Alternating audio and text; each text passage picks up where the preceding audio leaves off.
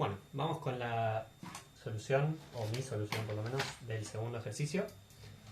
Entonces recordé el enunciado acá arriba, lo que teníamos era el espacio vectorial B dado por polinomios hasta grado 3 con el 0, con coeficientes complejos.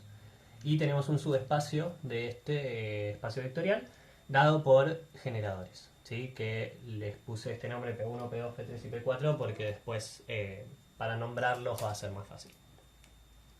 Lo que queremos es de este conjunto de generadores extraer una base considerando a B como R espacio vectorial o como C espacio vectorial, ¿sí?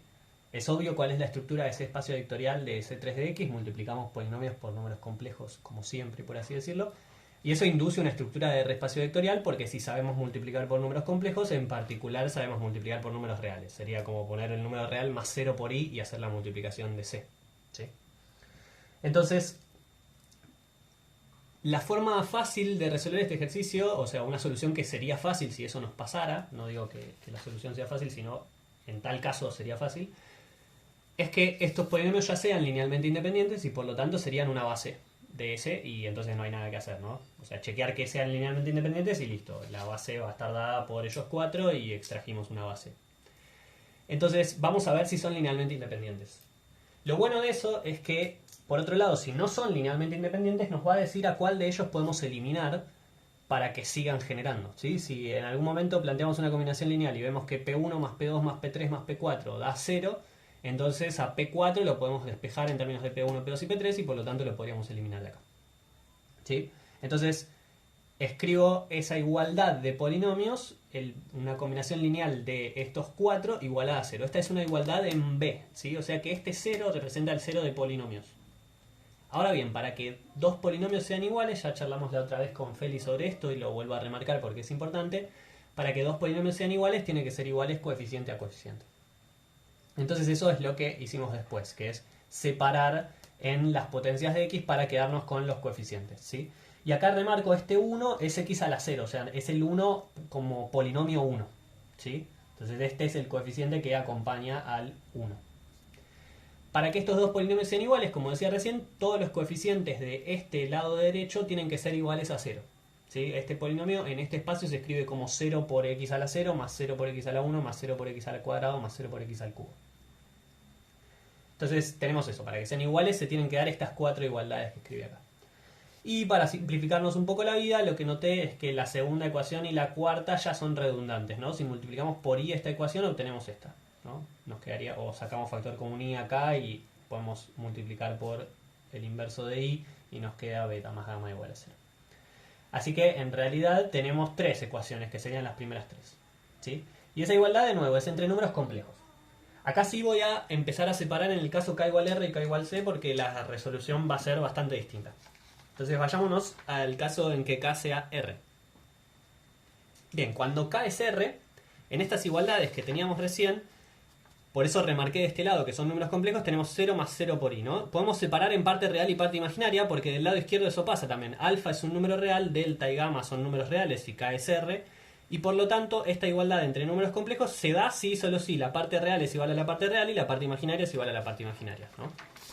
Entonces eso nos permite separar en varias ecuaciones, teniendo en cuenta parte real y parte imaginaria, que en todos los casos tienen que ser 0.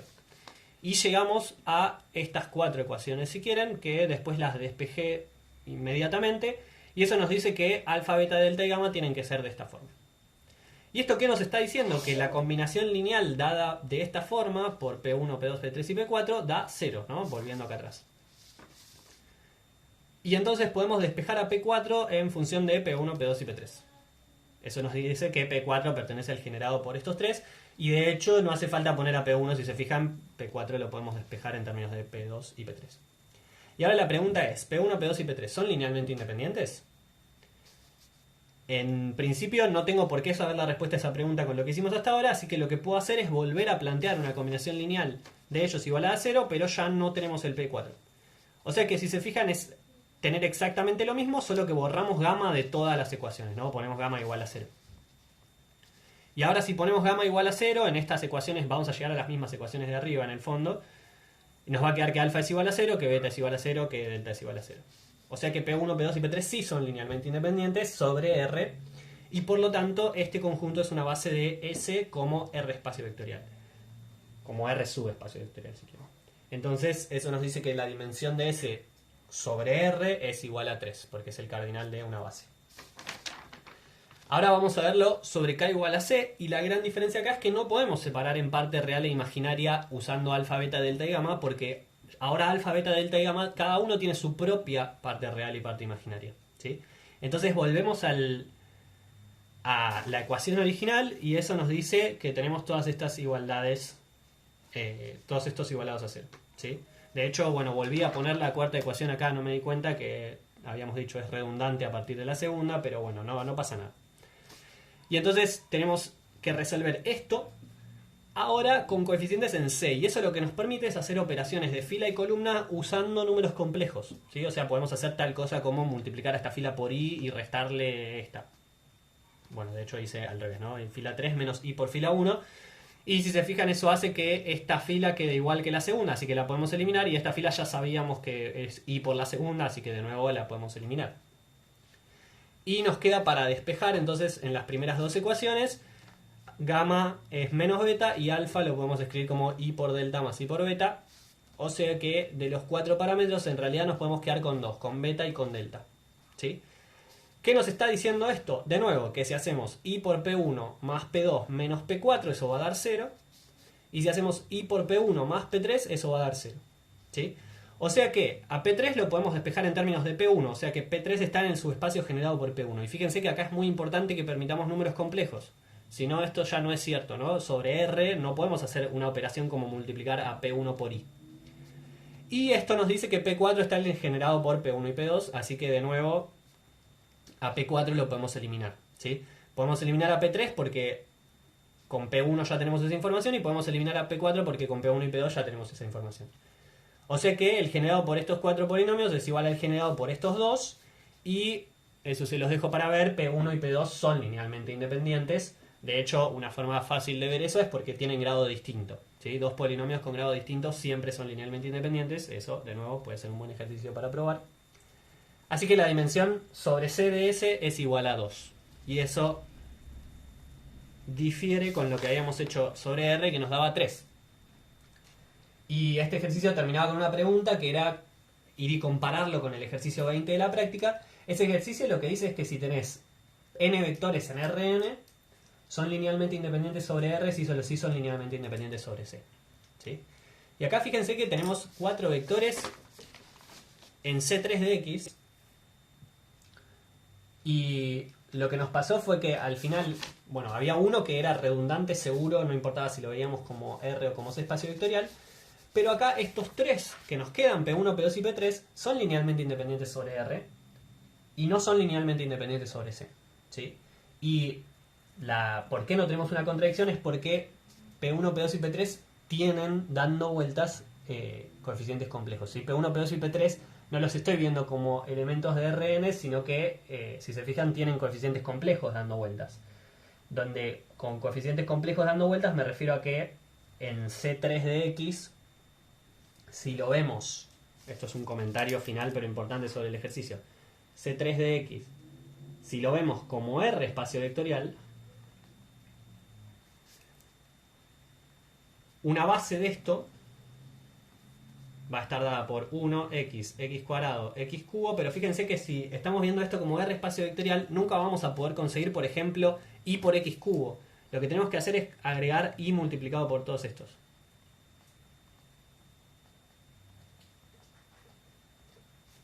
Mientras que, como C espacio vectorial, ahora sí, la base es 1x, x cuadrado y x cubo. Perdón por lo chiquito que quedó de esto, pero bueno, era el comentario final. Otra forma de resolver el ejercicio, si queríamos, era viendo coordenadas en esta base y triangulando, ¿sí? Yo hice la forma larga, por así decirlo, porque todavía no empezamos a hablar de coordenadas, pero vi que un par ayer durante la clase estaban haciéndolo de esa forma y está bien, que era considerar, por ejemplo, a x cubo más y por x, lo puedo escribir como 1 por x cubo, esto es obvio lo que voy a escribir, 0 por x cuadrado, y por x, y 0 por 1. Entonces, si lo quiero escribir en la base x cubo, x cuadrado, x1, pasando a coeficientes, o sea, si tuviera que pasar esto a una matriz de coeficientes, escribiría 1, 0 y 0. Pero ahí, fíjense que estoy diciendo y, estoy permitiendo coeficientes complejos. Eso sería si lo miro sobre C. Ahí sería 1, 0 y 0. Ahora, si lo quiero mirar sobre R, ya no puedo hacer eso porque no puedo poner una I acá. Sobre R va a tener 8 coordenadas. Y esas 8 coordenadas no son otra cosa que decir qué coeficiente acompaña al 1, al x cuadrado, al x cubo, y por x y x cuadrado y x cubo. ¿Sí? Así que si ponemos hay que poner algún orden para hablar de coordenadas, podemos decir que sobre R están en el orden x cubo y x cubo, x cuadrado y así. Si quisiera poner esto en coordenadas, pondría 1, 0, 0, 0, 0, 1, 0, 0. ¿Sí? Porque tengo x cubo más y por x, pero ahora tengo que dar 8 coordenadas. Entonces, si quiero hacerlo de esta forma, queda una matriz mucho más grande para triangular. Les dejo para verificar que de esa forma quizás el ejercicio sale más fácil, porque no hay que meterse tanto con esto, sino que directamente uno triangula. ¿Sí? Pero en este momento no hablamos nada sobre coordenadas todavía, así que lo vamos a dejar para más adelante. Con eso terminamos este ejercicio.